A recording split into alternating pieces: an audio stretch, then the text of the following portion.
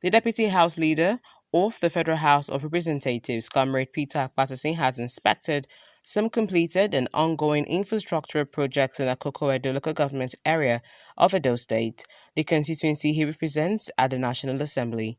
Some of the projects include electrification, landscape and perimeter fencing with interlocking tiles, upgrade renovations of the halls of the traditional rulers in Akoko-Edo, construction of the Police Area Command Office at Igara, the construction of motorized borehole at the Igara Divisional Police Headquarters, the provision of boreholes with overhead tanks and generators in the Yoruba community Igara.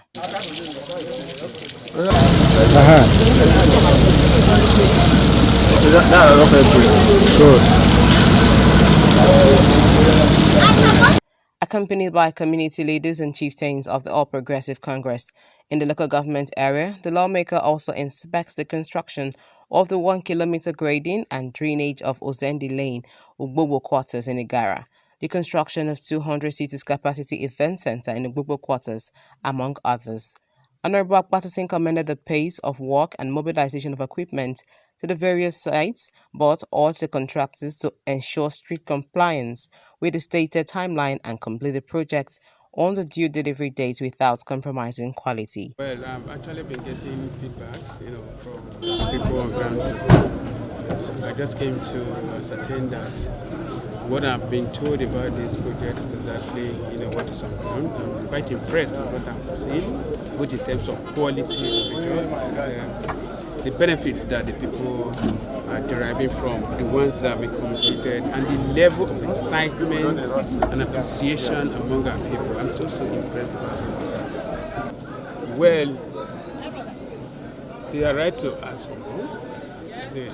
They have given me an assignment to go and work for them. So long as I remain, in office, I will continue to do my best for our people. I believe that, we can do better. I believe that the people need even more than what we are able to do for them so far.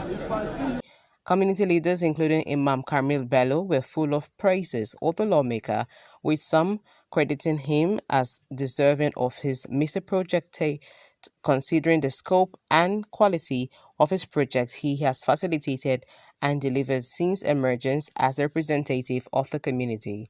Like roads, drainage, construction. We are talking of provision of water in the form of industrial boreholes. If you are talking about social schemes, empowerment schemes, different types. And if you are talking about creating job opportunities for others, he has been doing it. And we're in December already. You must have seen by yourself the roads you can see, even in this my street, you can see the drainage. It is perfect. And he's so concerned. If you go to Okwe, you see the agricultural development scheme there. All over. And it's not as if it's centered on one town. It goes around. Then talking about educational empowerment in form of endowment funds, he has been creating opportunities for students as well. Particularly the need is the less privileged. And that has been the soul of our business. Because once you call yourself a comrade, it should not be as a result of maximizing opportunities in the form of selfishness. No. You do it. Your concern should be, how do you put happiness? How do you give happiness to others? Make others happy. That should be the soul of your business. The advice for others is that they should consider leadership as a selfless service. Leadership is not when you are able to selfishly utilize opportunities. Leadership should be something that you know much about emotional intelligence.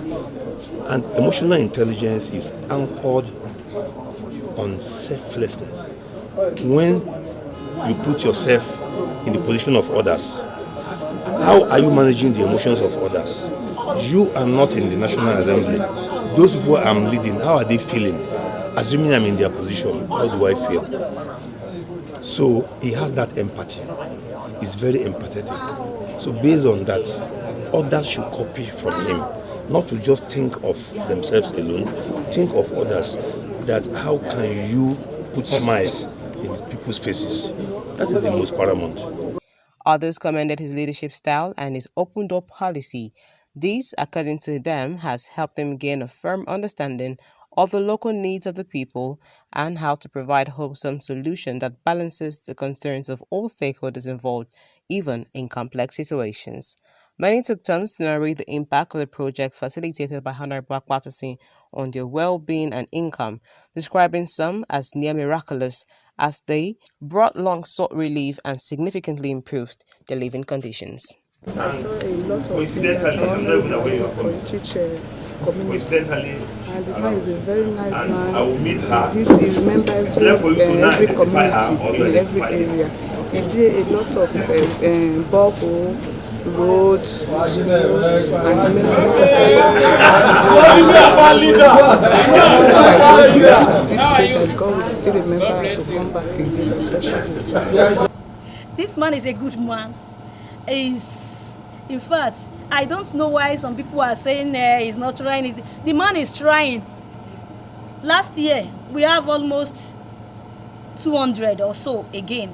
And again, if you check around Igara, only today, where we went through now, you see about 4 or 5 projects, places that we visited. The man is trying. I want everybody to keep praying for him, that God should empower him. God should uplift him. He has started, that God will not shame him.